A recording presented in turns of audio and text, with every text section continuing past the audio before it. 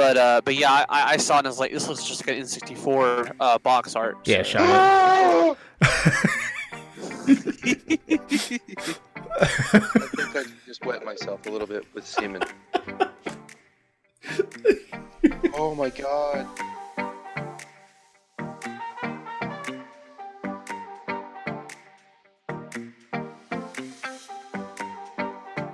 Hello, everyone, and welcome to episode 61 of the Thought Patrol podcast. We have come back this week with Sam, Shawn, and I. We are all together over the Discords, as always. And I have no idea what we're going to be talking about this week. Nothing has fucking happened at all this entire week. There's a few things we can get into, maybe. But we'll bring them up as we get closer to that point. But yeah, let's go ahead and start with everyone's week. We'll start with Shawn, since I always manage to forget him. How's your week been, Shawn? It's been halfway decent. Had some good times watching/playing stuff with the Thought Patrol crew. And I've been looking for a new job, because my old job is dookie, as we've discovered many times, or discussed many times. I saw Ant-Man and Wasp today, which was super awesome. And yeah, I'm pretty much done. Next. What about you, Sam? How you been? I've been good. Just been playing some games. Haven't really watched any new movies. The last new movie I watched happened to be Ant-Man and Wasp, so that was pretty good. Just been playing through Chasm, that new indie game that dropped. It's good. A little frustrating with some of the platforming. But what's keeping me grounded is just the aesthetics. I love the art style. But there are some problems with it. I wouldn't say it's perfect, but I've been waiting for it for like 5 years, so I'm like, might as well just keep playing it. And then I've been dabbling into No Man's Sky a little bit. I'm starting to like it. It hasn't really grabbed me yet, but I just the overall aesthetic and the overall just feel of it, just be able to go on a planet, go off a planet, blow up some rocks, stuff like that. I'm really enjoying. Sounds like a blast. Yeah. Blow up some rocks. I know. I'm making it sound, the best game ever. But no, seriously, like it's kind of relaxing. It's kind of like just a game you can play while you're listening to something or watching something. So it's just a nice little time waster. It's a podcast game. Pretty much. And then I think that's it for games. Like I said, I've been trying to get through my backlog of like free PlayStation Plus stuff. Trying to hold off buying anything for a while because I'm trying to save money, and I'm really debating what I'm going to get this fall. Like, I'm only thinking about getting a couple of games because if I try to get everything, I'm going to go broke, and I don't want to go broke. So I'm really already starting now before September rolls around to decide what I want to get. So that's going to be a challenge. I played some disc golf yesterday with my dad again. That was really fun. We played with a couple of guys from our church. I made a ridiculous shot that I don't think will ever happen again, but it's just a memory that I'll have now. And if I never do well at disc golf again, I really don't care. I just made an awesome shot, so that's all I care about with that. But anyway, other than that, I've been a pretty good week so far. That's good. Glad you guys were able to join me. Glad all you guys tuning in for episode 61 were able to join us. We do appreciate it. Sit back, relax for the next... I have no idea how long this episode will be either. We'll find out as we move forward. My week's been good. I've been playing a lot of games, actually. Been really enjoying what I have been playing. As Shawn said earlier, we have been continuing these streams that we do weekly, which have been... always a blast. It's always a blast to hang out with you guys out there. I know Sam stops by. I know Marshall stops by. We've had Frost stop by a bunch of times. And I know Handsome Jack stopped by too. It's been a blast hanging out with you all and playing some games. Friday night was an interesting fucking night because we were playing some spooky games. And we had one that was pretty much a virus. Just not... just not malicious. That's hilarious. And it completely fucked my computer and melted it down to its core. That VOD should also still be up if you guys ever want to see stuff that you might have missed. And that sounds interesting, seeing my computer melt down live. Well, I guess not anymore, but you know what I mean. That'd be over at twitch.tv/ThoughtPatrol. One word. We would appreciate you guys checking us out. We do stream every Monday, Wednesday, Friday, and now I've added Saturday nights as well to the streams. So if any of those days you guys can make it, it is Eastern Standard Time at 9 p.m. usually. So most of the states should be okay. If you're in the European Union, I'm sorry. I mean, it's just not possible for me to stream earlier in the day at my current position. But if we ever get to but if you guys give us tons of money, we will be able to stream at any time of day you want. So keep that in mind. that does for it. our affluent viewers. Exactly. We will prostitute ourselves for money. Exactly. But it's been fun. I've had Shawn on, just the recent stream and the one before that too, I think. But he's been on. We've been playing. We'd like to usually end the streams with a heavily. I just hit myself in the face with my pen. With a heavily narrative kind of experience, so like Valhalla, and we recently finished Valhalla, which has still left a hole in my heart. But we have moved on to the Red Strings Club, which is kind of along the same lines, though a little bit more involved. And we've been enjoying that too. Again, we do that for like the final hour of every stream. And just kind of us sitting together in a call, voice acting, hanging out, and hanging out with all you guys as well. It's been a blast. It's been really fun, and I'm excited to continue. We're still playing Yakuza. Oh, but like I was saying, games that I've been playing. Yakuza 0 has been fucking awesome. I think I talked about it last week too. But one game I played recently that really just stroked my penis, like in all the good ways, is A Hat in Time. And I've actually completed it as of now. I still want to go back and do some of the community levels, but I've put about 12 hours into the game in order to 100% it. It is a smaller game. It is also an indie game, but it's basically take everything that made 3D Mario games good and compile it all into a new, charismatic, and fresh experience, and that's exactly what you have for A Hat in Time. And like, if I were to give it a score like right now, in all honesty, the only problem I have with it if it was that it was too short, pretty much, an 11-hour game. I mean, I don't know how long it took to beat Sunshine, but once you kind of get the idea of the mechanics, the game goes by a little bit faster because you're starting to blow through the levels. They don't take as long for you to kind of maneuver, I guess. And usually with platformers, I have a good understanding of them as a whole, and once I get the mechanics down, I can blow through levels quite quickly. So if it's someone that's not as experienced, it would take you closer to maybe 15 to 20 hours, depending on how good or bad you are at platformers. But that'd probably be the only complaint I had. Everything else of the game, like, I had a huge ass smile from like cheek to cheek on my face playing through the entire game. Every single moment of it was enjoyable and just super exciting and new.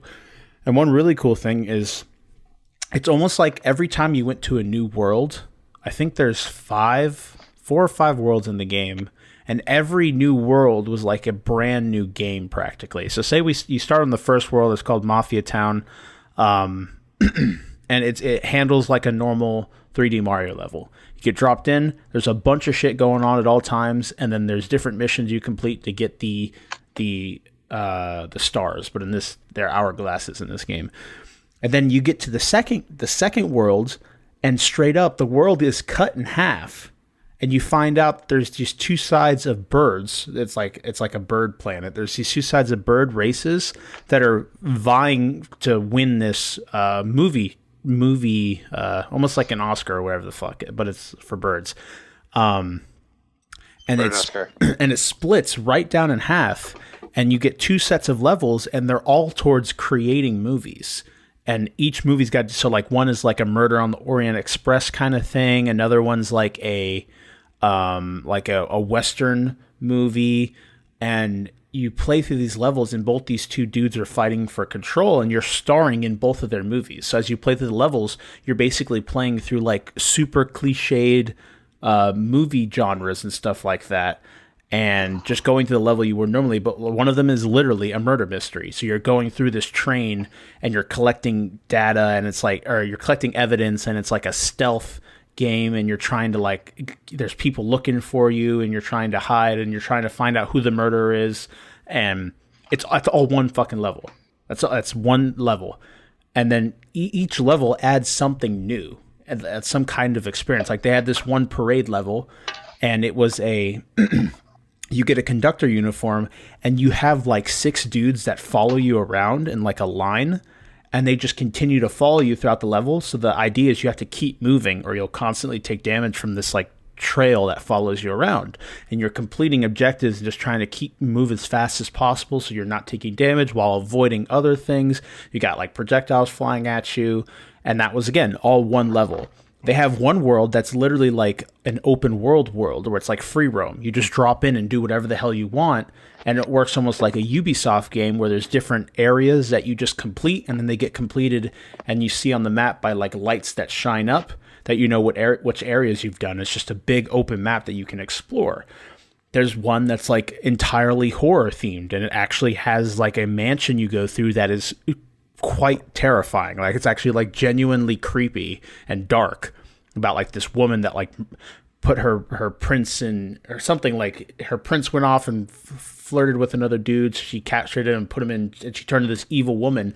And like you're sneaking through the house, literally like a horror game. You're hiding where you can, and it's all exists within like a 3D platformer. So it just takes a bunch of ideas from other games and makes them work in its world. And it's just so much fucking fun. Like everything about the game, it has like a charm and just fun aspect to it, which it just forces you to smile the entire time. And it's just so much. It is incredible. Like I can't like I fucking love this game. It is so good, and I'm sad because as good as Mario Odyssey was, when A Hat in Time came out, which was around the time Odyssey came out, I got Odyssey first. I still haven't finished Odyssey, but like I just have enjoyed A Hat in Time so much more that like it blew me away. I was not expecting to enjoy the game as much as I did, and it's just so much. It's so fucking good. Besides that, I'd give that game a 10 out of 10. 10 little girls with mustaches out of 10. I'll do that. Just an awesome game. The best kind. Jesus. No, I recommend, if you can get the game, to get it on PC, because on everything else it's capped at 30 frames. Now that's not awful, but for a game where like the controls are super responsive and feel like good, it's a good game to play. 60 FPS is obviously desirable because it increases that responsiveness that the game was built around. Where 30, you're kind of a little bit slower. It's not awful. You'll still be able to enjoy the game and beat the game. But if you can get it on PC, I recommend getting it on PC. If you get it on Switch or PS4, I don't know if it's on Xbox. If you get in those platforms, it's locked at 30 FPS. So just to keep that in mind. I heard that they had issues optimizing the game for consoles. Don't know why. I don't know. Maybe something with Unreal. I have no clue what it was. Because the game's visually quite simplistic. It's very cartoony and stuff along those lines. So there might have been something, maybe a time constraint. I have no clue what they went through to get those games ported over. But I'm super excited. I think they're called Gears for Breakfast. Is that what the name of the studio is? Yes, Gears for Breakfast, yep. I'm super excited to see what they have next. If they make a second A Hat in Time, I would love to see that. Just to continue expanding upon the original. We're making more worlds that are interesting and just genuinely like engaging. Because that was one of the things, like one of the issues, like compared to Odyssey. Now this game is also a lot shorter. Odyssey has more worlds, probably double that. But every Odyssey world, a lot of it was they just kind of looked different.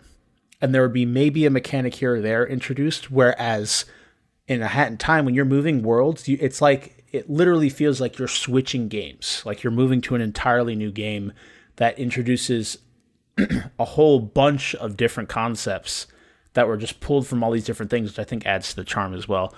Where Odyssey, a lot of it was everything kind of stayed within the world that was set up in the first area. There's like a set of rules they set up, and everything kind of adhered to those rules for the rest of the game. Whereas where the biggest change would probably be the gravity that's introduced, or the enemies that you take over, or the lack of gravity, I guess, on the moon. Whereas this game, it's just like, again, it's completely revamping everything you thought you knew and adding more for you to do and ways to interact with the world and stuff like that. And the game has like the third world was the ghost one. It's like genuinely dark. Like you get a hook shot eventually, and like you can hook onto these nooses that are just hanging around, because why not? It's like a spooky forest kind of theme. And the nooses will talk to you. They have like the spirits of the last person they hung, or either that or the noose itself has a spirit that like talks to you. Is like, and they're like just like sitting there. You're like swinging, it's like little girl, like 8-year-old girl swinging, trying to just move forward. It's like, man, if I could have a cute neck like yours in here, I'd love that, or some shit like that. It's like super fucking creepy, but it's just something about it. It has like this odd charm to it. You just want to keep exploring what these devs put in the game. And it's so awesome. I was blown away. I was not expecting to be anywhere near as good as it was. It was insane. So I fucking adore that game, and I love it. Again, 10 little girls with mustaches out of 10. Really awesome game, and I highly recommend you play it. If the idea of Mario has ever brought you joy in your past, you need to play this game. It's really fucking good, and the music's banging. Like one of the boss fights has an awesome song in it. It's called that Your Contract Has Expired. I think it's also in the spooky area, but you eventually fight the dude. The way he played through that area, it's not just like start a mission, but you start and he steals your soul and makes you sign a contract. And so it's almost like you're given a quest, and you go do the quest, and he keeps making you sign contracts every time you see him again. And that's how you progress through the acts. It's not just like pop back out to the mission select screen, and now you just go to the next level like you would in like Mario or something like that. It's just like, it's like you're going through almost like a quest log with these different contracts so you could get your soul back, and stuff like that. It's just everything introduces something new. It's really cool. I'm thinking, what else? What other games did I play? Holy shit, that game just took so much of my like time. We played the horror games. I don't know if I said it last week on stream, but we did have a small indie developer contact us.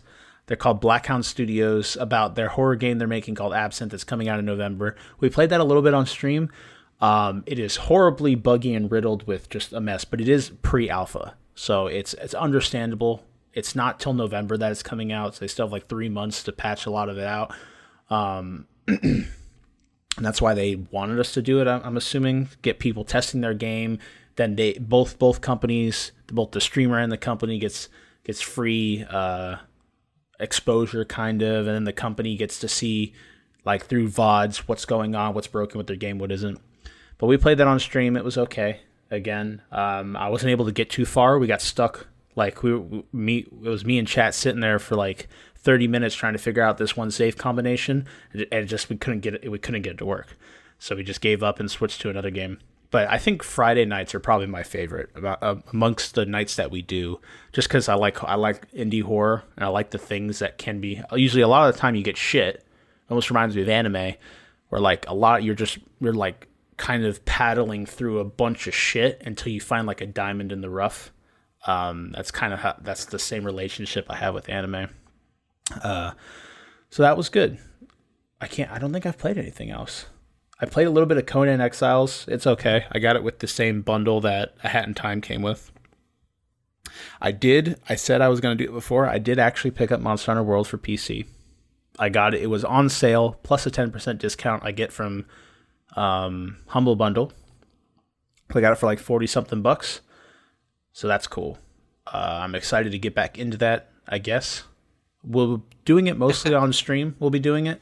The initial grind is not going to get me excited. I'm excited to see all the post-launch content, and I think the higher frame rate and the increased textures, or the better textures, I think that might keep me interested long enough to get past the initial grind and start moving in, I'm going to I might go ranged even just because I could use a mouse, or I might stick with Kinsect Blade because you need precision with that too, and it was really hard to like, you'll have like a monster flailing around trying to eat you and shit, and you're trying to hit him with this little bug like the size of your fist, and you're trying to hit his like hind leg or whatever to get the final buff to power up your stupid blade.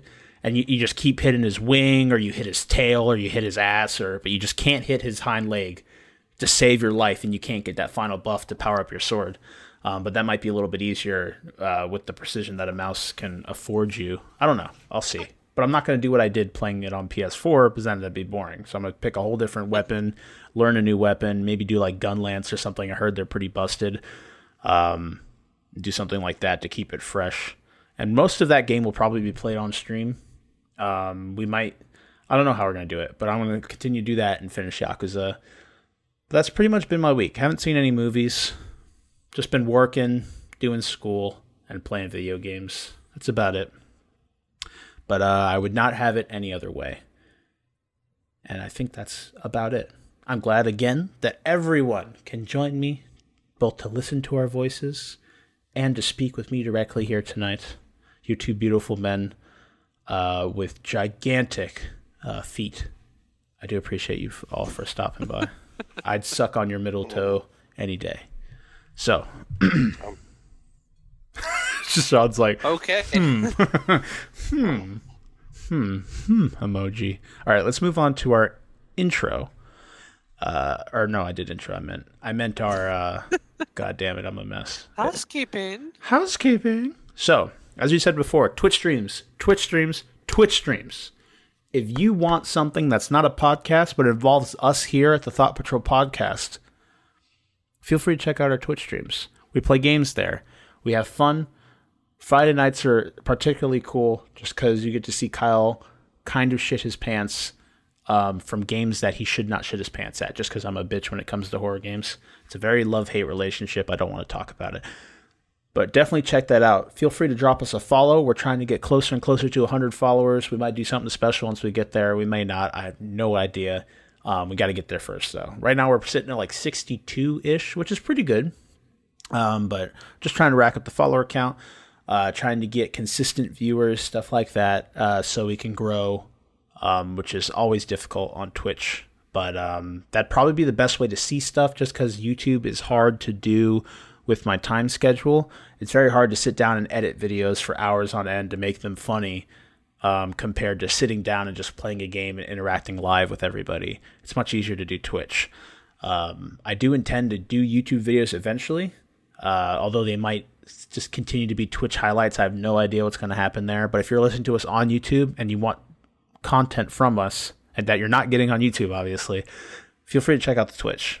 Hopefully the schedule will fit with your guys' schedule. You never know.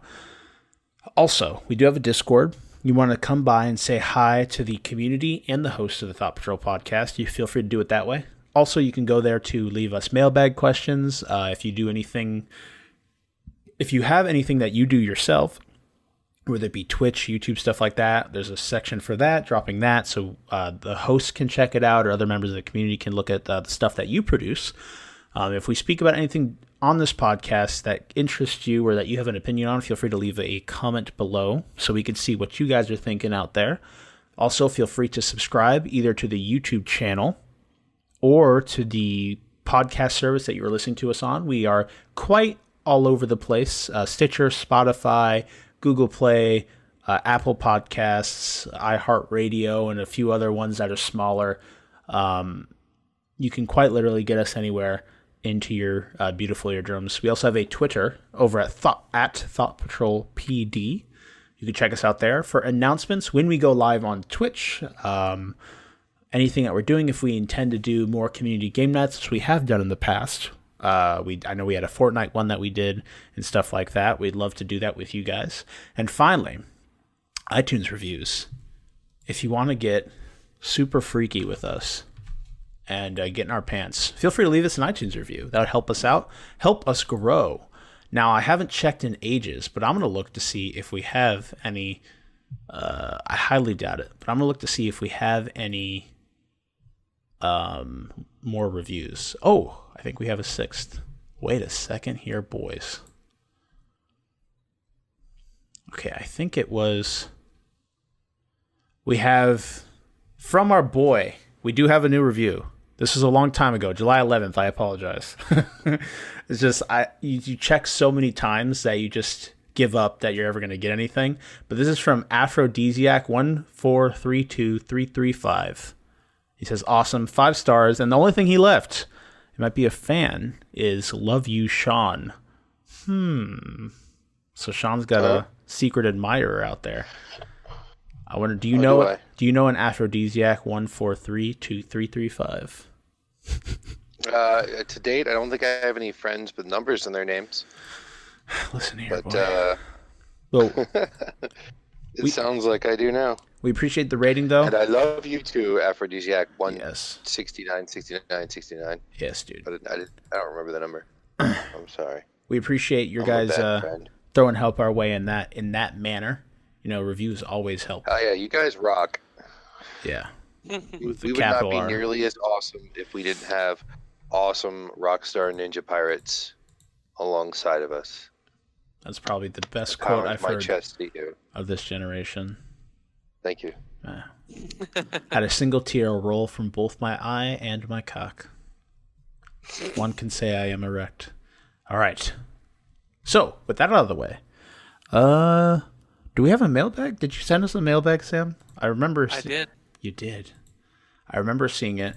See, I got so mad that Shawn was late that I just stormed off and went to say fucking do other things, and I don't know where it is, but we're gonna pull it up real quick because I know where I can find it. Professional as always. Now Streamlabs sends you stats for your stream, and it really depresses me because it's like, oh, you had an average viewer count of like 3. I'm like, oh. Hey, you got to start somewhere. Where's Sam's question? Here we go. Well, we don't have a K. Do you want to be K, Sam? Can you give me like a Valley Girl? I think that's what Caitlyn was doing with it, right? Yeah, sure. All right, Shawn, what I'm going to do for you, since the question's not on the thing, I'm just going to put it in the Discord convo. Hopefully this works. What question is not on the... What are you talking about? The mailbag question. It's not in the doc? I can put it there. Never mind, because this isn't going to work. Don't worry, all. Technical difficulties. We love you. Stand by. All right. There it is. It's in the doc now. We're going to start with the narrator. Where in the doc is it? Give a second to update. It's in the mailbag segment. If while we sit here and wait for everything to update. Narrator thing? Yeah. The long ass like 6-paragraph thing we got to read. Yeah, that thing. Oh god. All right. So while we wait for everyone to get situated, if you want to send us a mailbag question, have it read on the podcast. It could be literally anything. We're practically doing a D&D session here. You could ask us how many pubic hairs we have, something along What is it with you and pubic hairs? Like, you constantly come back to the pubic hair thing. I love them, dude. If you have, they're so small and curly. If you have anything that you want to ask us that that you want us to talk about on the podcast, it could be literally anything. We really don't give a shit. Like, have we ever murdered someone? Have you ever thought about murdering someone? Anything along those lines, we will answer it. We will give you our honest opinions or feedback on it. And we'd love to hear from you guys. You could do that in a couple of ways. You could do it on Discord, as we said earlier. You could send us an email at thoughtpatrolcast@gmail.com. You send it to Twitter with at thoughtpatrolpd with the hashtag TPmailbag. Whatever way's easy for you guys, and we will take it. We'll put it in the next episode, and we'll read it on air, like I was saying. So, are we all good? I shit you not. This is the longest fucking question we have ever received, and the question doesn't even happen until the end. Like, it's so so much. It's so extra. All right, there it is. Cue that clip, boy. All right, I'm good. What am I doing now? You're our narrator. You're narrator and Seamus. I'm narrator. And Seamus. Right. Narrator was... 80s cartoon action narrator. I remember. And Seamus was typical dwarf. And then, so Kay will be Sam. No, the first time I did him very differently. And then you begged me to not do that again. That might have been true. and I sound like Batman. All right. We ready? Right. We all ready? Yeah, I'm ready. All right. Get it, Shawn. Bo stood there holding the nefarious scroll, having answered the question, waiting for something to happen. A moment later, a dark, swirling mass appeared out of thin air before the trio of adventurers. The menacing portal emanated a dark, sinister feeling that shivered down Bo and Seamus's spines, respectively. Kay looked at the portal with a quizzical expression, almost realizing some sort of revelation. When the way you said that, respectively, it makes me think that, like, since you're a dwarf, I just have you on my back. I just piggyback your ass around, being all like grumpy and dwarf-like. All right, my bad. Continue. It's just like us in real life. Yeah, exactly. This looks familiar. I've seen this somewhere, but I can't put my finger on it. What the blazes do you mean by that, lassie? Have you been messing with my dark magic? Oh, sorry. With dark magic, have you? If you better stay away from me. Listen, you two. I know this might be sketchy, but if this helps me seek redemption, then I say we proceed forward. Plus, you want to get paid, right? Who wants to go in first? I'll do it. Bo began walking toward the pitch-black portal with a timidness that was made evident by his buckling knees and the copious amounts of sweat beading from his forehead underneath his wizard's circlet. As he took the step I love this. into the gaping portal starfish, he had the sensation of being dragged by a wild animal and fell to the ground with the lower half of his body already in the portal itself. Seamus and Kay rushed over and grabbed his hands, pulling him back. What are you doing? We have to go through this thing. Let me go. As the words left his mouth, all three adventurers were sucked into the innuendos. As the words left his mouth, all three adventurers were sucked into the black mass. I can't do it. I can't. The next few seconds felt like an eternity as the group flew through the nether of Jesus, Sam. The nether of emptiness was the gateway of the portal. Goddamn. I'm trying so hard not to make butthole jokes. Okay. I got it. I'm good. Then a light pierced the dark. God damn it. I love you, Sam. Then a light pierced the dark. I can't. You pierced my darkness. And the group landed on a stone floor. As he got his bearings, Seamus stood up and began surveying the surrounding area, which was easy enough to understand where he and the other two were. A dungeon. What are it now? Thanks so much, Letty. What are we going in a godforsaken dungeon? Who knows what's down here? This is why I hate magic! Whoa. Come on, narrator. The dungeon itself was old and made of ancient stone none of them could identify. The smell of death and dread filled their nostrils. The ground was littered with bones of different races and creatures. Chains hung from the walls with manacles housing skeletons that were completely dry. Hey, can't have any Goddamn wet. those moist Yeah, I skeletons, know. right? Can't have any fucking wet skeletons in my dungeon. No, fuck that noise. When the trio had took in all the evil scenery, a bright light appeared before them, lighting the entire dungeon. What stood before them was a radiant figure in white clothes. The light dimmed slightly, and the figure came clear into view. A tall female elf, with flowing blonde hair Ooh, and emerald-colored eyes. waifu. She was dressed in white robes, as I previously mentioned, and wore a gold circlet. The figure looked at Bo and spoke in a soft, calming voice. All right, who wants to be a soft, calming female? I'll do it. All right, do it for me, dude. Get me going. Bojangles of the Order of the Grey Mages. You are on a quest that will end in misery and death, Oh, thanks. or you can change your fate if you help me. Okay. You seek redemption for your grandfather. Yes. So, if you wish for that to come to fruition, you I must do. find my holy relic in this evil place. I'll Return find your it to holy me. relic. Here is a clue. Spit in to my what mouth. you're looking for. Sam, I have to tell you, I need you to talk in that voice from now on, just like Yeah, always. for the rest of the podcast. Okay. Oh, yeah, for the rest of life.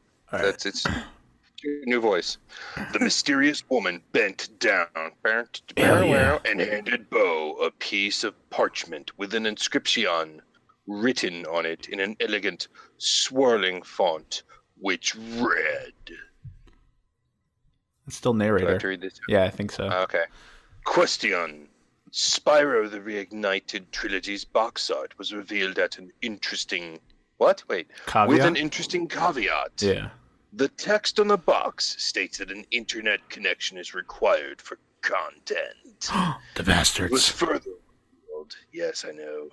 It was further revealed that games 2 and 3 were to be download titles. Where are they? I know digital is the way of the future, but with a physical game collection like this, why, oh why, only have one game on the disc, while the other two must be downloaded? Villainy!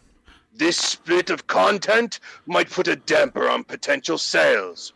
What do y'all think? See that cat boy? I like how I just imagine that in the look up at the elf and she's got like one eye looking the wrong way and shit like that. What do y'all think? Nothing against Southern people. It's just like this elegant ass like elf comes down and asks a question about Spyro Reignite Trilogy. I love this. This is awesome. All She's right. got like a bag of dip in her back pocket. Thou shalt white, hit white that dip. Y'all. All right. Are they really fucking doing that? That's what they did with the Resident Evil 6 anthology. You got the one game on disc and everything else was DLC, so you're fucked if you bought that shit like years later. Yeah. So we'll go around the table, although Shawn kind of already expressed his opinion. What do you think about It's this? garbage. You think it's stupid? Well, even especially with like now, the Spyro games weren't the smallest things, and they are completely redone in these remasters. But if you could fit like, wait a second, could they fit GTA 5 on a disc? I don't think they did. Well, a good chunk of that is downloaded. It takes like an hour to download, just Yeah. like Fallout. But you gotta be fucking choking on a bag of 1,000 smashed assholes if you can't think that fucking 3 PlayStation 1 games can't be remastered and still fit on a fucking Blu-ray. Yeah, like the more I think about it, the dumber it sounds. So Yeah, lazy.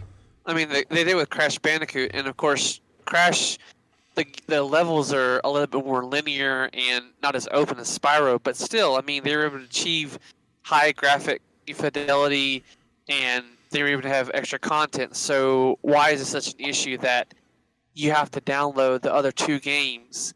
I mean, I know that I'm going to buy these digital because that's just the way I do it now. But as someone but if a collector who wants to have it on their shelf, you know, it's so dumb. I mean, you have the disc, you have the first game on there, but in order to get the other 2, you have to download them. And, you know, most people have internet connection, but still, I mean, you might have people who don't have an access to internet, or they might have a slow connection, or there might be other circumstances that would prevent them from experiencing it, and it's going to have a split with a lot of people. And just the fact that Activision is the reason why it's happening is, I think, really stupid.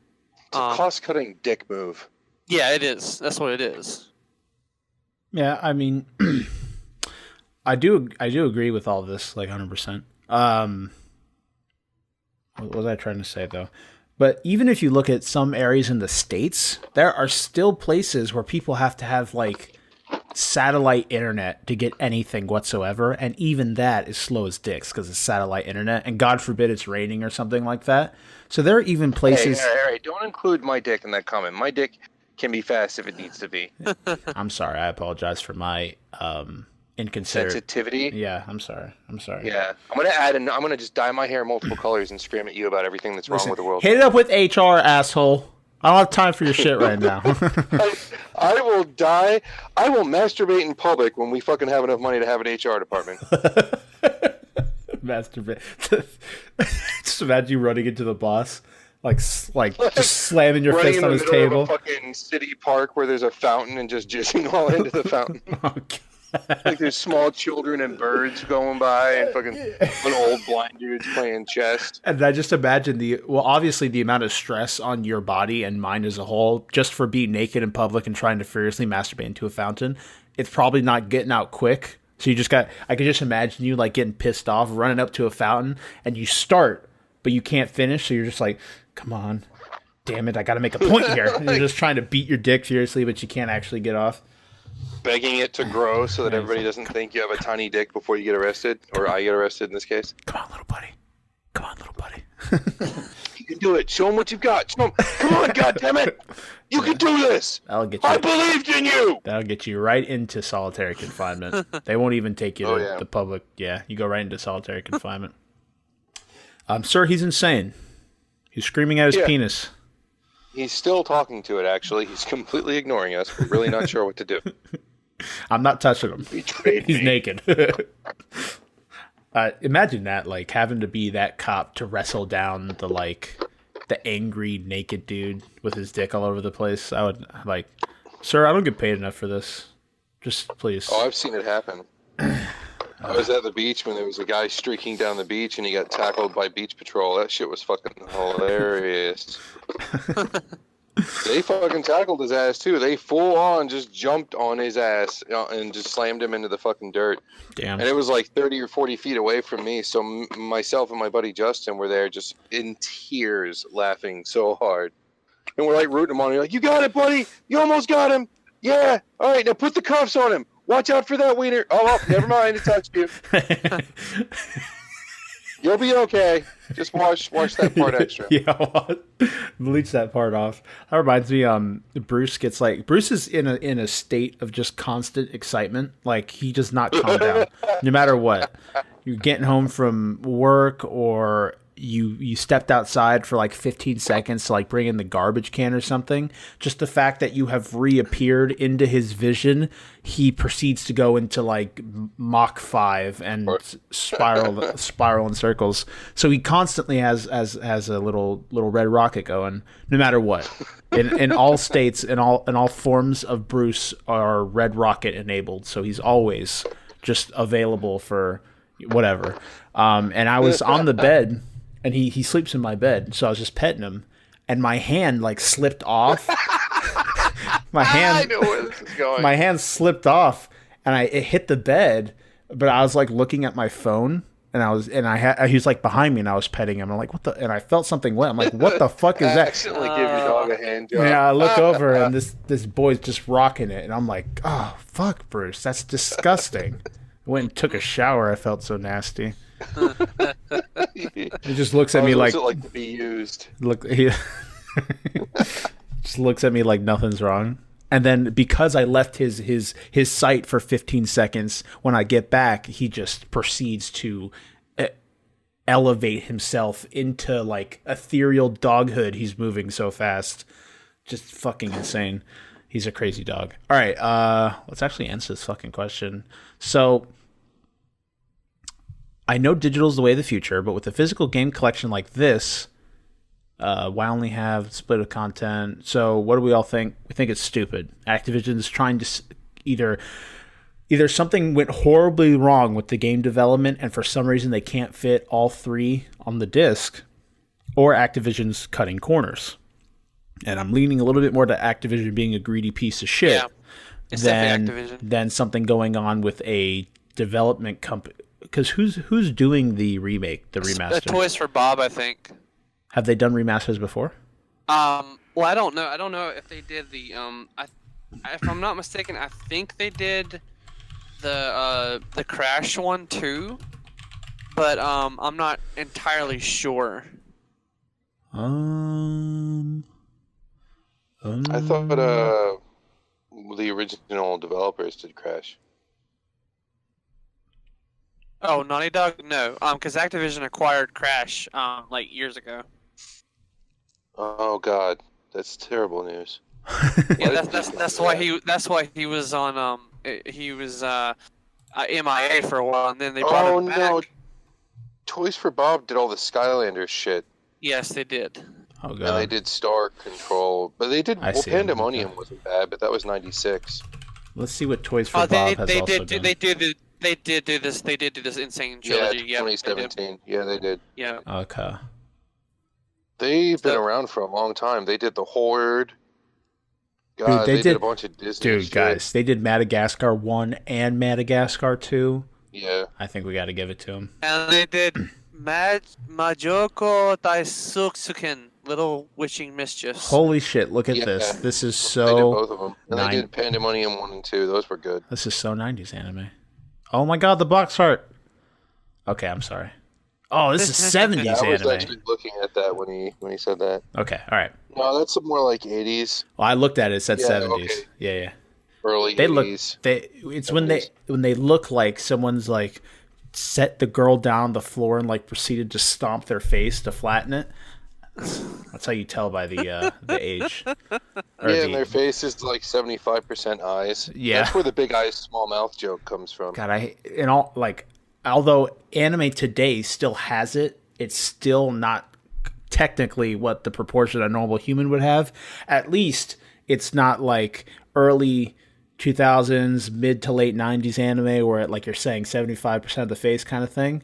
Like that shit just like freaks me out. And just like at least now it's still kind of out of place, but it looks much nicer than it did. Like it doesn't look ridiculous anymore. So yeah, this is stupid. It's probably going to stay this way, and people are going to be mad, and because Activision doesn't care, people are still probably going to buy it. Mostly because most people that are getting this game will be able to download the game. They won't have a problem getting the future games. We're technically, although I don't know how small the margin is, it's a smaller margin than what Activision, or they might know exactly, but it is a technical smaller margin than the rest of everybody else. And they're kind of just saying, fuck it, and we're going to just cut this corner. And then most people that will get this game will be able to download the rest of it. It will be fine. But then again, like also Shawn mentioned, if it ever gets to a future where it's not being supported anymore, the second and third game are not on the disc, you have no availability of playing them. Yeah. So at that point, you can't play the remastered second and third game in some distant future. Whereas That's the garbage thing about fucking the digital stuff is the collecting of games is history. Because now you've got whatever's on the disc, and 20 years from now, when you go to start your system with a Saturn, with a PlayStation, with a Super Nintendo, you've got to worry about getting replacement hardware pieces. But there are companies that devote themselves to new lasers, new assemblies, etc., so people can keep those complicated systems running. But with a digital platform, it's only as long as somebody is willing to put forth the cash to keep the server running that has the data on it. Unless somebody out there can rip the data somehow and fucking hold it somewhere, and then you've got these like GOG sites or something where you can go in and download that shit somehow directly from the computer to your PlayStation, which doesn't work because the PlayStation isn't designed to talk to things like that. There's specific software that it uses to communicate, so you'd have to spoof it somehow, which probably involves modding the system just so it can talk to another computer that's not the official PSN server. It's garbage. I mean, there's no way. Like right now, the moment they stop supporting PS3, I have no way to download my entire Resident Evil anthology. I can only play 6, and if I install 6 as a fresh install, it's not going to have any of the updates, the bug fixes, or anything. So we've gotten into this dead zone where you only have the game for as long as it's supported, and then it's out. And it was never like that before, which is the biggest reason why I've never been a proponent of going full digital, because there's no guarantee you will have that item that you paid for because there is no physical item, and it's not perfectly play tested when it's released. So you still have a high chance of there being small bugs and fixes that are necessary. You had those errors on cartridges, but because the testing cycle was so extensive with the hard copy of the games before, where you couldn't update them, you ran into a lower instance of those kind of problems. Those glitches are still there, but you just had less of them than you do now with those first time releases. Now they've got the luxury of fixing the shit over the next 6 months or the next 3 months or whatever, unless you're Arc and they don't give a fuck. They just add shit without fixing it. But with most games, you're getting it through these successive patches, which is fine now. But when the system isn't supported anymore, you're left in the dust. And there's nothing we can do about it. We can't stop the game industry from moving that direction. You just have to now understand, no matter how much you love your game, you're only going to get to play it for a set amount of time, and then you're likely fucked. Now, one retort I have to make to that, and it's going to sound super cuntish, but PC Master Race, and that's only because everything, like, there's no like heavy like architecture changing, like, besides things getting better. Like, a computer now works in the same kind of way that a computer like 10 years did, although they just keep getting more and more in what they can do. For the most, no, there's still architecture changes, man. If I try and play a game that I bought in 96 or 97 or 2002, you have to do a lot of gymnastics with your computer to get those things to run, or you have to download like DOSBox or some shit like that. It depends, because to get that shit to run. Because I could go in right now. Figure out a way to do it. Yeah. Where it's just not available prior. It's not possible. Well, because of the hardware differences, you cannot do that with a PlayStation 3 or a PlayStation 4. In the future, you're not going to be able to do that. But with an old ass computer game, they have emulators. There's ways to fuck with the technology to where you can get it to run, or at least most of them. It may take a lot of work, or you may just have to go and buy an old ass computer, but that's still shitloads easier than fucking having, hypothetically, if PS1 was online, if you had updates to a PS1 game, there's nothing you can do with that.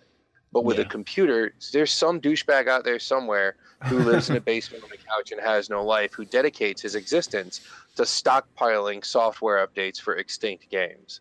Like, that exists. That's a real thing now. So, and as much as I grump about it, the PC is definitely the master race. I just don't like all the money it costs, and I can get a system for $700 or $800, and I don't have to worry about updating it for like the next 4 to 7 years.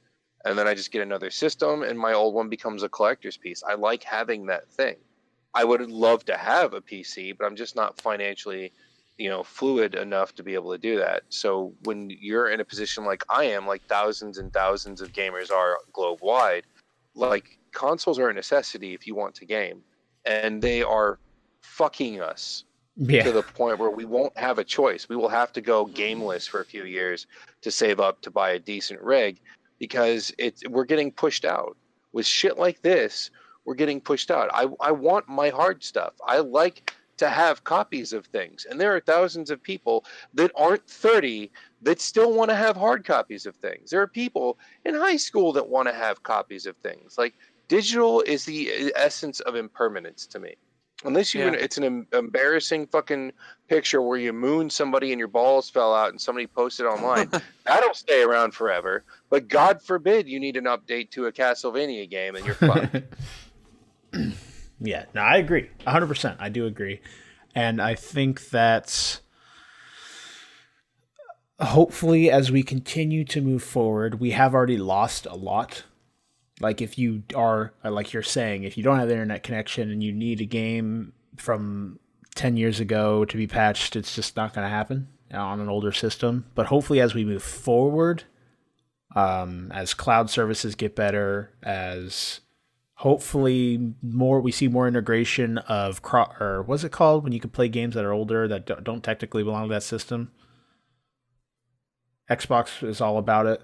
What's that? Backwards compatibility. Backwards compatibility. Hopefully we see more of that, so it's not as big of a problem. So games exist on some server somewhere because they have to, because everything's backwards compatible. So they're still supported in one way or another, even if it is the Commodore 64. Isn't that a PC thing? I'm trying to make a joke, and I don't know too much about old computers.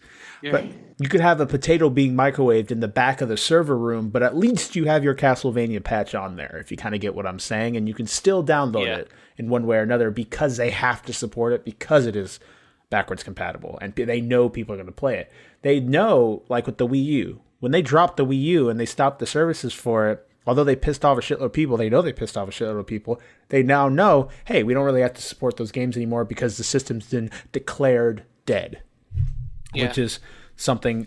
So hopefully, as we move forward, if we see more, because that I hope if we get a PS5, that all the PS4 games are cross compatible or backwards compatible, whatever the fuck it's called.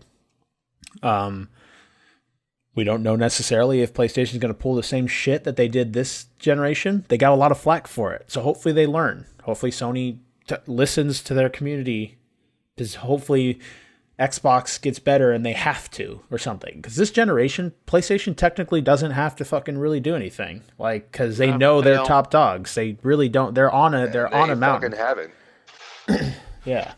So what kind of douchebag releases this? They're trying to release a cutting edge system. They put out the PlayStation Pro, and this is something that pissed me off.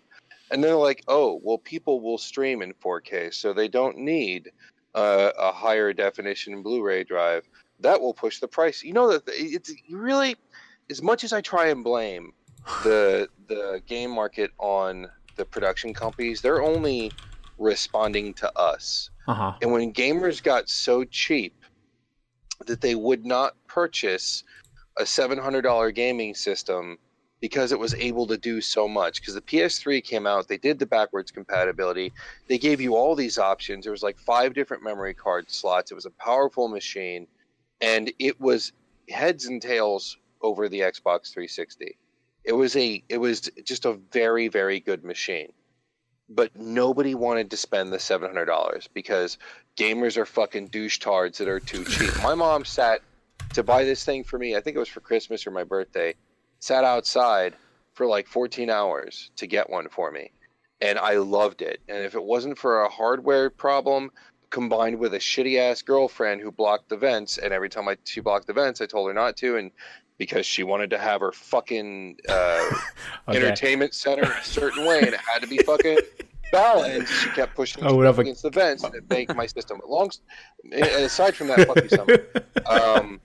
Aside from that, like, that system was golden, and even developers would say it's super powerful, but it's really difficult to write to. If the support had been there for the system, if people had pushed that thing forward, if they had put the money into it, we would be seeing consoles now with the capabilities that we want them to have. We wouldn't have this, it's 30 frames on this game, it's 60 frames on that game. We wouldn't be worried about the capabilities of the drive. None of that shit would be an issue, and the systems would not have skipped the backwards compatibility thing. That would have been a standard across the board for everyone. But because gamers are cheap douchetards, they wouldn't save up a couple of extra months to get the better system. They went with Xbox, and Xbox went bottom of the barrel fucking construction cost, which is why the 360 was as cheap as it was. So when you looked at the 360, which was what, like 3 something, I think, and then the PlayStation 3 was like $699, and if you bought a bundle, it was like $1,000 what are you going to go with? You're going to go with the Xbox because it's fucking cheap, and then you get to get red ringed in your asshole. But it's still cheap. That's the point. Gamers don't like to spend money, and because of that, it upsets the entire fucking system. So now we have systems that aren't backwards compatible. Console gamers, don't work right. Console gamers don't. About the consoles. Okay. PC Master Cock, shut up. I'm talking about the console. Well, one second, real quick. I looked up. Console gamers are cheap. They fucked it. Yeah, I looked up a 4K Blu-ray disc drive, and the price, if you were buying it consumer and not bulk like these companies do, the cheapest I found was $100. But obviously, they would have raised the price of a system. I think they said $4 or $14. I don't remember which. It had a 4 in it. It was nothing. It was minuscule. Interesting. I wonder how much they get for bulk, because the cheap. I mean, this one's $50 on Newegg, but I don't even know if that's 4K. I don't even have a disk drive in my computer. It wasn't backwards compatible. It wasn't backwards compatible because they wanted to suture the price. It wasn't. They didn't put the higher Blu-ray drive in because they wanted to shrink the price. They cut all these corners, and the only reason Sony pulled ahead was because they didn't fuck up their marketing like Microsoft did. That's the only reason. They didn't fuck marketing. And after that, they managed to nail the first-party titles.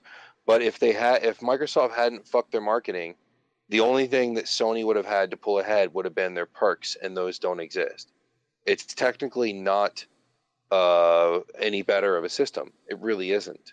I mean, the software library is better, but outside of that, the Xbox One S, One X, whatever the fucking Dick Nasty new box the newest one they released. Yeah. That one is technically better than the PS4 Pro.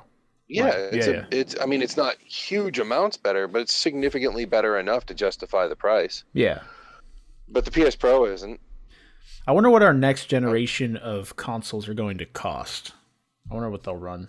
That'd be interesting to see. Probably between $500 and $700, I would say, depending on the hardware. Yeah. Yo, we better. If Sony is smart, real quick, they'll still have the expandable drives. The drives you can change yourself. I love that. I wish everyone did that. That's fucking epic. That's leaning more towards the PC interchangeability. So you can put in a bigger drive. But if Sony does not go backwards compatible, you can be prepared for me to explode. I think that they're gonna lose a lot of money if they don't, because Microsoft will. Yeah, Microsoft's pushing it so hard. Yeah. Yeah, they're pushing it right now. But I just think that, and I don't want to get into the philosophy of Sony, but again, Sony still has that, and I'm probably ignorant in saying this, but they still are a Japanese company, and to be honest, some Japanese companies still have a old mentality of way they do business, and like Nintendo has still struggled with their online functionality and moving forward as a business online. So it just seems like they're not wanting to take that step to be more consumer friendly. No, even the Japanese software companies have called out the console manufacturers for that.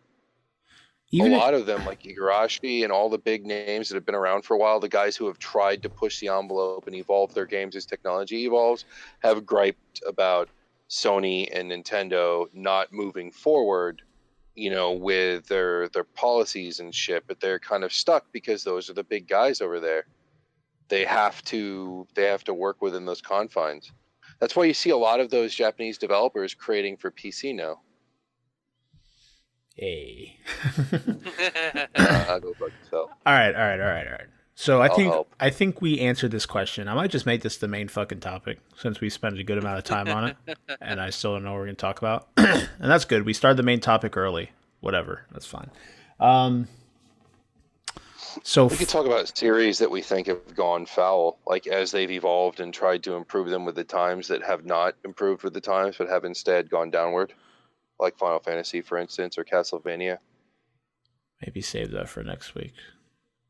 Or that. Because I'd have to sit down and think about that, or I wouldn't be able to add anything to the conversation. Oh, believe me, if it comes to complaints and gripes about the video game industry, I have a whole entire lexicon and library I can work with. I think, John, don't you have a PhD in complaining about the video game industry? I do. Yes, okay. I do. I am a critic. I have the soul of a critic. Indeed. Sam, by the way, you fell in love with my twin sister, huh? She's pretty badass, right? Yeah, she's cool. What the fuck are we talking about? I like her. She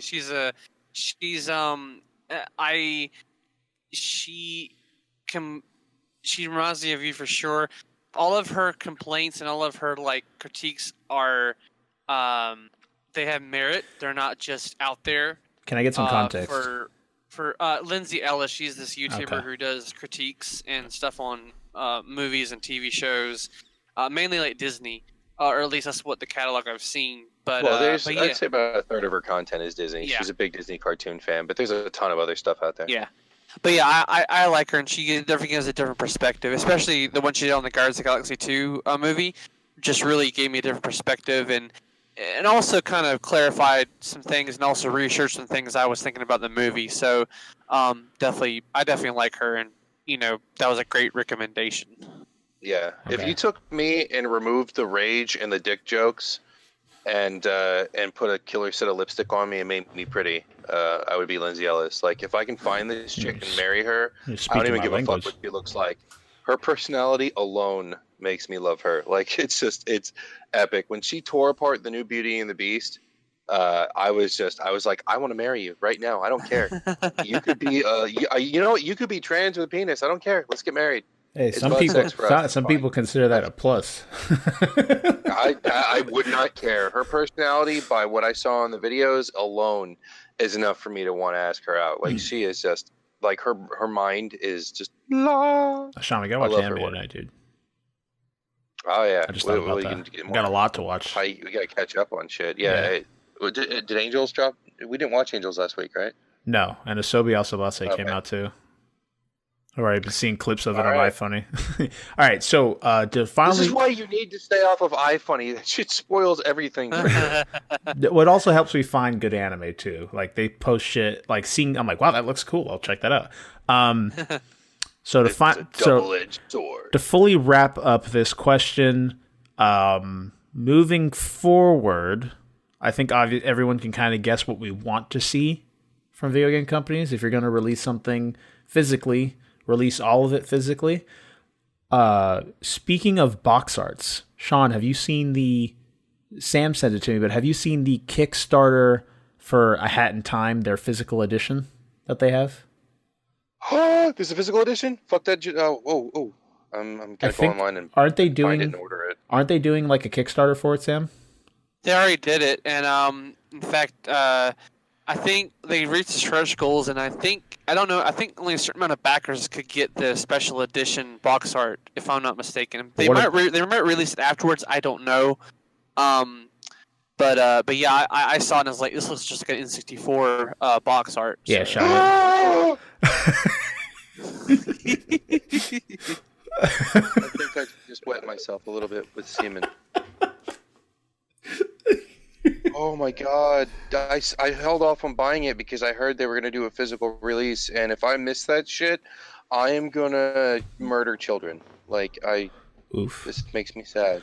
All right. So hurt. So, thank you for your question, Sam, who's right here with welcome. us. I appreciate it. As always, I'll cue the clip now. Cue the clip. Whatever. All night. Whatever. So did Sam kind of ask himself a question then? Yeah, he did, but he answered it, so it's fine. I wrote the script. You just played it out for me. Yeah, you're right. You're right. All right. Let's move forward. We have box office tops. My team of movie experts. What do we think is number one? I don't know, to be honest. Mission Impossible. Yeah, there we go. Or Christopher Robin. I'd make Mission Impossible probably beat out Christopher Robin. Winnie the Pooh, and I don't know what the third would be, but definitely those two in the top two. Okay. I'm going to go over the top 5 real quick. At number 1, we do have Mission Impossible Fallout, pulling $35 million for the weekend, sitting at a total of $124 million with a budget of $178 million. It is in its second week. Worldwide, it has pulled $329 million. At number 2, we have Disney's Christopher Robin, pulling $25 million for the weekend, sitting at a total of $29 million worldwide. At number 3, we have The Spy Who Dumped Me. No idea what that is. Sitting at 12. I think that's Mila Kunis. I think that she's in it. She's still alive. Mila Kunis and that chick who helped ruin Ghostbusters. Oh no. Kate McKinnon. What her name is.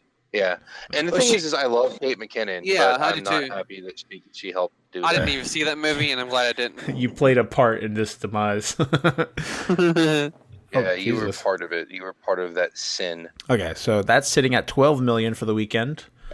Sitting at a worldwide of $12 million. It didn't make any additional worldwide. Okay. At number 4, we have Mamma Mia. Here we go again, pulling $9 million for the weekend, sitting at a total of $91 million on its third week. Worldwide, it has made $230 million. And at number 5, five Minecraft YouTubers who've sworn. At number 5, we have The Equalizer 2 pulling in $8 million for the weekend, sitting at a total of $80 million with a worldwide gross of $87 million. So, some new movies honorable mentions, I guess. Ant-Man and Wasp pulled $6 million, sitting at 7th place. Incredibles 2 still hanging on, pulling $5 million in 9th place. Teens Titan Go. The collector's box is $30, by the way. Oh, that's cool. What, does it come with the game? I just found it. No. Oh. Just a box, and I'm going to buy it. Okay. Wait, hold on. Includes a Steam key. Ah. Oh, what? I don't want... They should have the PS4 Steam version. game. They should have a PS4 version. I wonder if it actually comes with a physical game, though. I don't know. Teen Titans Go to the Movies, sitting at number 10. Pulled $5 million. Cancer. Not really Well, much. if I buy this, maybe we can give the fucking Steam key out to somebody because it doesn't come with an actual hard copy. It's just a fucking box, but I want the box. Okay. Hey, dude, if you save it, we'll do a raffle. Give it out on the or something like that. We'll do a raffle in the Discord. I'll probably, if this does go down, I'll announce it on everything, YouTube, all that other stuff. So, yeah, but they didn't make a hard copy of the game. They just made the box. That sucks. You still got to play it though, Shawn. It's really good. I will. I'm going to buy it for PS. I believe that platformers need to be played on a console with a controller in front of your TV, old school. Like, I'm old school that way. So I am more than happy to play 30 frames per second. And I don't think frames make a big deal on a platformer anyway. I think with a first-person shooter, Twitch-based stuff, yes. But on a platformer, I do not share your high regard for frames per second. I mean, it looks visually a bit smoother, but I don't care. Yeah. I think a lot of it is just...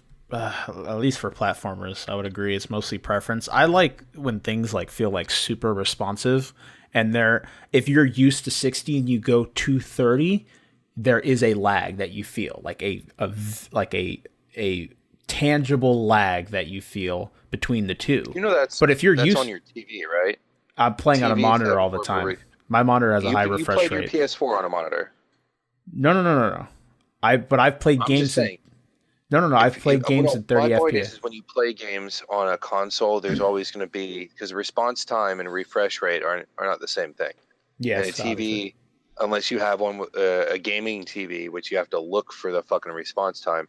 Most TVs most of us that have these high fancy TVs, or even my little postage stamp TV, the response time is lower. So there is a slight input lag that is noticeable between what you play with an Xbox controller on a PC and me playing it on the PlayStation, and that's not the frames per second response time. That's your monitor. That's your response time isn't your frames per second. Frames per second is the visual representation, but it's not reading your button presses. I don't think I wasn't trying. I guess I misstated what I was trying to say. I wasn't referring to. I guess lag was the wrong word to use. Then I guess it's. I don't even know what the fuck I was trying to say. I'm sorry. I didn't mean to eviscerate you like that. Yeah, you did. I was responding back to what you said. I was like, well... No, and you're right. Yeah. You're 100% right. I think I set up my... whatever I was trying to say incorrectly, though, and I don't remember what I was trying to say. It just fell. What's ridiculous is why don't they make... I mean, they've known for decades that people use TVs to play video games, and they are just now going, hey... Boob tubes had perfect response time. LCDs, plasmas, etc. do not. Maybe we should increase that hardware a little bit so that they do, because we have gamers out there. You know why? Because they don't. Those gamers don't give a fuck. That's why. No one's complaining about it. So why would they have any need to change it? And people that do actually care, they just go out and get themselves hardware that would apply to their needs. But most common people that play video games just don't give a shit. They don't, because if that was the case, then people would also be screaming. Oh Jesus, you're lagging. People would be screaming other things like frame rate and all that other stuff if they actually cared about it that much. But people who do care, they just go out and get something that will suit their needs, kind of like what I did. Oh jeez, Shawn. Robot. You're Shawn. lagging. Robot Shawn. Oh God. Always during the podcast. I could sit and talk to this man for 5 hours on Discord and I won't get a single hiccup. But during the podcast, Sean's internet decides to take a shit. Never fails. So that's the movies. Once Sean gets back, we will continue whatever the hell he had to say. Let's move forward, though. We have a few things to look for this week. We have actually a pretty decent release week coming up from the... Ooh, excuse me. From the 6th to the 12th-ish. We have on August 7th, we have Dead Cells is finally coming out of early access, coming to PS4, Xbox One, PC, and Switch August 7th. If you have not played that game and you like roguelikes, do yourself a favor, play Dead Cells. It is a really fucking good game. It looks really cool. Yeah. Overcooked 2 is actually coming out as well to PS4, Xbox One, PC, and Switch August 7th as well. We have Monster Hunter World coming to PC August 9th. Super excited for that. Okami HD is coming to Switch also on August 9th. We have Madden NFL 19. Everyone respectively boo. Just everyone boo it together. Okay, I want to do a little gripe right here about sports games, especially like simulation games.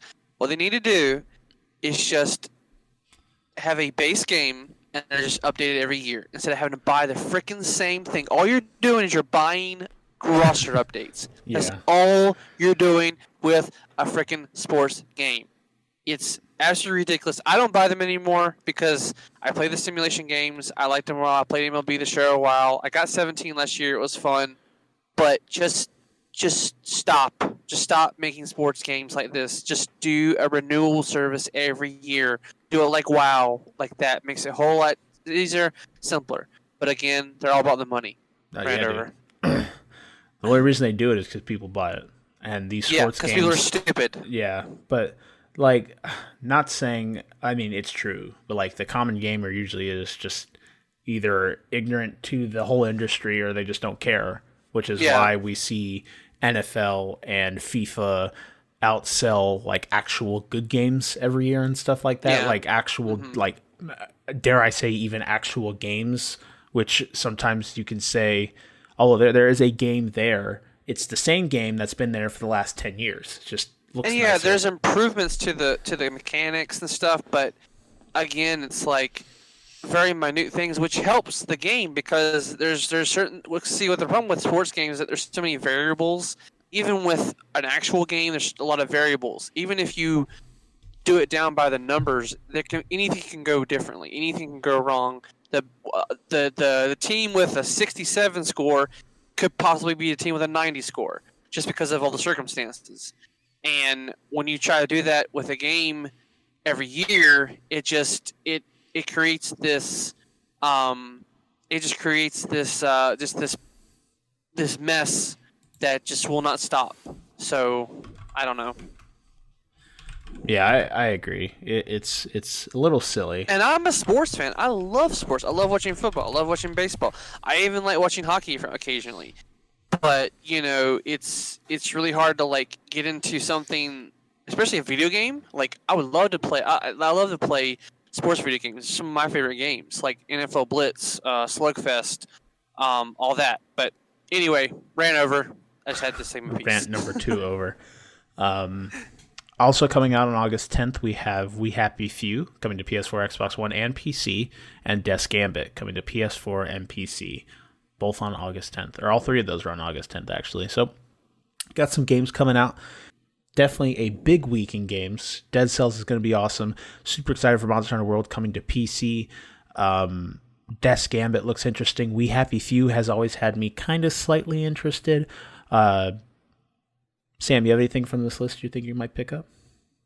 I'm gonna hold off on buying games for now. I got a few that I'm playing right now, so I really don't want to add on to the pile of current log and backlog. So yeah. I'm just gonna wait because again, those games will be there. So if I ever want to get to them, I'll just come back to them. Yeah, Monster Hunter World will be picking up, and We Happy Few is there.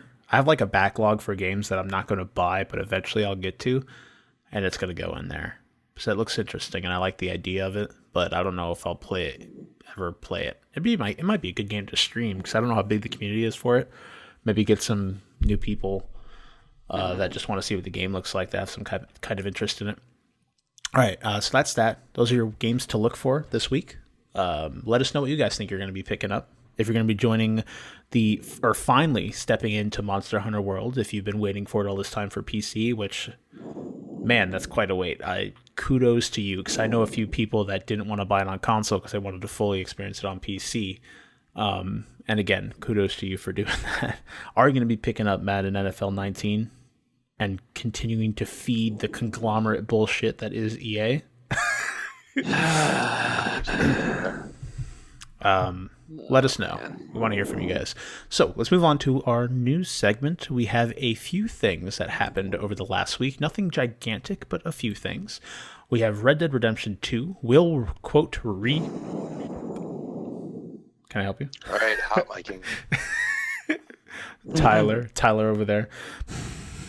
Just breathing in the mic really heavy. All right.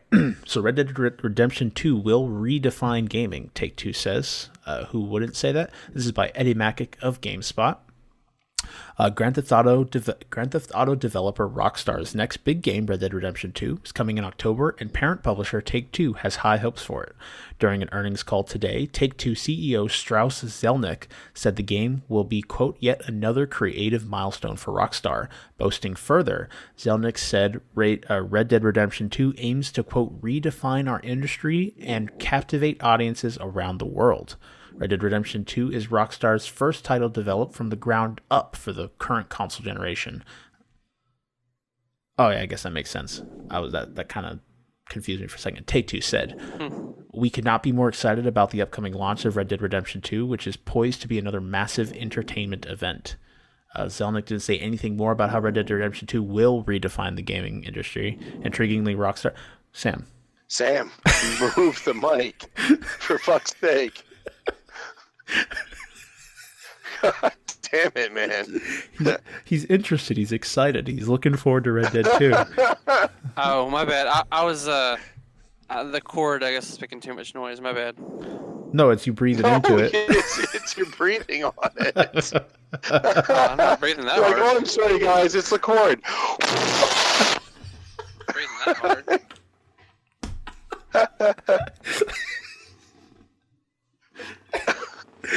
It's just... Are you using like a headset that you have? Like a... Yes? Maybe just the mic little jut out thing is too close to your face. I don't know. Maybe it is. We're only laughing because it wasn't doing that before. It's just sort of recently. Oh, I don't know. So he's talking about a game and you're like... It's brand new, so I don't know. Just super excited for Red Dead Redemption 2, man. All right. While Red Dead Redemption 2 is expected to be a massive success, it is not projected to sell better than Rockstar's previous game, Grand Theft Auto 5, the title that has shipped nearly 100 million units, making it one of the most successful titles in the history of the world. Holy shit. So, yeah, that's a that. strong statement. Yeah. Apparently, there's a lot of high hopes for Red Dead Redemption 2. From what I've seen, it looks interesting. Now, do I think it will do better than Grand Theft Auto 5? That all depends on how Rockstar handles it post-launch. One of the things that made Grand Theft Auto 5 so popular is all of their post-launch free content. That's it. What kept them going and what kept it keeping, or just, Jesus, that sentence. What kept it selling throughout the years is the fact that it was constantly being updated for free, and people were just bringing as many of their friends on to play it with them. So it all depends on how if this game is only really good for its single player and people don't really give too much of a shit about the online component to it because they don't do enough to it, then I can't say it will get close to that many sales. 100 million is a lot of sales, and that blows me away that GTA 5 was able to make that. But it's also been out for getting close to like 6 or 7 years, so it's been out for a while. Yeah, that one's that. We'll all be picking up Red Dead 2, mostly because we're all picking up Red Dead 2, so we could just kind of play with each other. I'm excited for it. It's not my favorite game. I'm not a huge fan of Westerns, in all honesty. I didn't like the first one that much. It was okay. It wasn't my favorite game. But hopefully they make me a fan this time around. I don't really know what else I could say for it. So let's move on. We have 2 new. I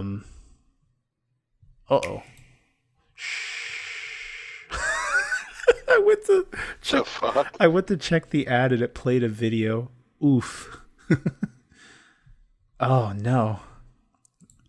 Mute yourself, you piece of shit. I don't know why this third tab's open. Don't mind it. Don't worry, guys. We're professionals. All right, our final article. So, the PS4 has sold more than 80 million units, and God of War continues to exceed expectations. This is Eddie Macick of GameSpot.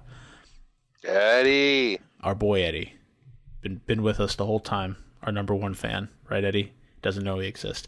The PS4 has reached a new sales milestone. Sony announced in its latest earnings report that the console has shifted 3.2 million consoles during the quarter ending in July 31st, which pushes the system's life-to-date shipment tally to more than 82 million units. This is up from 79 million units shipped that Sony announced for the previous reporting period. A bunch of graphs that no one gives a fuck about. Sony's video game division, Gaming Network Services, saw sales rise 36% to 472 billion yen, and Sony said it attributes the uptick in sales to the strong PS4 game sales of God of War, as well as other third-party titles, significantly exceeding expectations. God of War launched back in April and became the PS4's fastest-selling exclusive game ever. Sony added that it received strong feedback, blah, blah, blah. And God of War, I think, has pushed over like $101 million in like digital revenue over the time it's been out. I think that's what it was. Let's see. I think it was like 131 million digital revenue for the time that it's been out. It's a shitload of money. Yes, it is. Yeah, so it's good to see that everyone was screaming that single player is dying or dead, but this obviously points against that. And it's one of the fastest selling PS4 games of all time. So that's fucking insane. I don't know. Spider-Man might beat him. I wonder. I doubt that. I don't know. I mean, it has potential. It may not be exact. It might not get exactly the most sales, but I know several people I've heard are going to buy a PS4 just to play Spider-Man. Wow, I only bought a system once just to play a game, and I got fucked on that number. That's what I did. I bought a Dreamcast to play Castlevania no. Resurrection, and then they shit-canned Resurrection. Oof. Dang. I bought my PS4 the first time to play Bloodborne. That was the only reason I got it. And that didn't disappoint me whatsoever. So I'm glad I did. I'm glad I did that. And I abandoned all my friends on Xbox. So and that's it for our fucking news article. So we have one more thing we have to do for tonight. And that is read our fan fiction. Oh, nice. Our boy Handsome Jack. We're going to read another page from his Persona 4 fan fiction, just because it makes him so giddy. Provide our feedback as we continue to go through it. This will be the last thing we pretty much do for tonight's podcast. So if this idea of the fan fiction does not interest you, I give you permission to leave. You have Kyle's blessing to sign off here. But this will be the last thing we'll be doing for the night. And this is how we're going to do it moving forward. So just keep that in mind.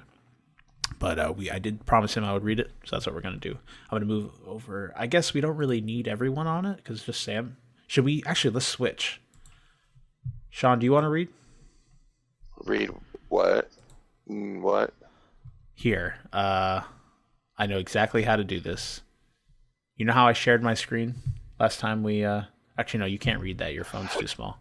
Here. No, my phone's giant. It's just fucking that one thing we were doing. In order to get my symbol out of the text, I had to flip the phone vertically, which made the screen go across the middle of the screen, made it very, very tiny. So I had to microscope the fucking words. Damn, dude. All right. I've seen ant dicks bigger than the text I was trying to read. Well, I will. What we'll have to do is get you in this document by the next week, but I'll just read it this week then. So last time we had what's his face, you coming back from Tokyo, right? Mm-hmm. And he was going to meet back up with the people that took him in for the course of Persona 4. And we're going to continue back from that point. So, once again, he thought back to that first year he had spent in Inaba. A year that began in such a simple way, getting established, going to school, making new friends, like any kid would. But things quickly took a turn for the worst. What had begun as a normal teen's life had ended in a full-scale battle against a demented deity of old legend to protect humanity and mankind itself, like every Persona game ever. That's exactly what happens. Yeah, let's get together, friendship. Holy shit, there's a god of ancient evil and distortion trying to end the world. But we're all like 15. Let's fight him with our magical Pokemon. That's pretty much every Persona game. So, besides 5. 5 was, like, changing the minds of adults, but Yu Narukami had always felt slightly bad for Inazami no Okami, as after their epic battle, they had learned she had been split apart from herself, one fragment to fulfill humanity's collateral wish, and one to protect humanity from this very same fate. The mystery behind the strange fog and the world inside the TV, questions all answered after that one final battle. It had been a long, grueling journey, but with the help of his friends and the strength found within his own heart, he and his small group of friends had prevailed in preventing the fall of mankind. This was over 5 years ago, and Yu had simply not had the time to visit his dear friends more than once a year during his summer break, and even then only briefly.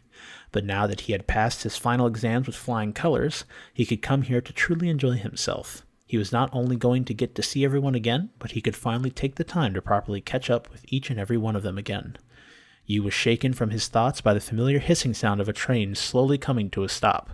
He grabbed his small backpack containing his precious few belongings that he absolutely needed from the floor. Then the doors slowly slid open after the announcement that the end station had been reached. He stepped out through the train doors, looking up at the clear blue sky with a smile. "Guys," he began with a happy sigh, "I'm finally home." Yu was happy to see that Inaba was still the same. The station, in particular, had not changed. On some of the walls were marks and graffiti that Yu had remembered seeing the first time he had come here. It gave him comfort. Between the non-stop tempo of the studies in Tokyo Yu and the intensity of everyday life in a huge city, Yu had felt worn out, weary, tired. The required studying already swallowed most of his time as it was. But to help support both himself and his family as much as possible, he tried his hand at some part-time jobs, bringing with him experience and references from those he had attended in Inaba. He was generally well-liked among his many employers, and tried to rotate as much as he could to pitch in, and he had made quite a bit of profit on the side. "Hey there," a male voice called out to him from somewhere, disrupting his thinking. He gasped slightly and looked in the direction of the voice before a warmth spread throughout his entire body. I'd seen two very familiar figures, an old man wearing the same gray jacket and pants he always did, which to Yu was coincidentally very funny because stains of a similar color could be seen in the strands of his hair, and a much smaller little girl wearing a colorful summer dress adorned with many flowers, in addition to a real one in her long brown hair. That was page 2. So, before we call or sign off for the night, any additional criticisms here? Thoughts? I mean, I feel like that last sentence kind of ran on a bit. Yeah. Again, we have to give him the benefit of the doubt that English is not his first language. But again, I'm getting invested into it. You know, like I said, like last week, I never played Persona 4. I've seen the anime a little bit, and I know a little bit of the story. But I just like that this is what he imagines it would be years after the game ended. So it's always cool to see what everybody would think would happen. That's what he's doing 4? What? Yeah, he's doing Persona 4. I'm pretty sure. 4 was one of my favorites. Yeah, 4 was That one went pretty fucking dark. Yeah, it did. 4 was a great fucking game. Sam, you need to play that shit if you ever get the chance. I know. I need to try. It's on Vita. Also, speaking of Persona, fellas, I heard that Persona Q2, which is not out yet, is going to have the characters from Persona 3, Persona 4, and Persona 5 all together. Whoa. That sounds so awesome. I need a 3DS. Or at least like the shittier like 2DS or whatever, the one that doesn't, just to play the game. Oh, excuse me. So any final things, anything you guys thought of before we sign off for the night and call it an episode? Yes, no? Nope. No? Quite a slow week. Me. As we had said earlier, not much has been going on. Hopefully by the time we come around next week, we'll have actually an invested topic. It's been a long week and a long weekend, so I do apologize. But as always, not every episode can be a fucking banger, right, boys? We can't be perfect. I don't know what you're talking about. Every all episode the time. is a banger. So, as we go ahead and sign off, let me get my outros from you guys. I want to hear them. Make me moist. Get it going. You first, Sam. I should have told someone to do it. Oops. Again, publishers and game companies might give us the runaround and might shaft us, but always remember, games will be there, and games Maybe. are fun, and that's why we play them. Plus ultra. Indeed. I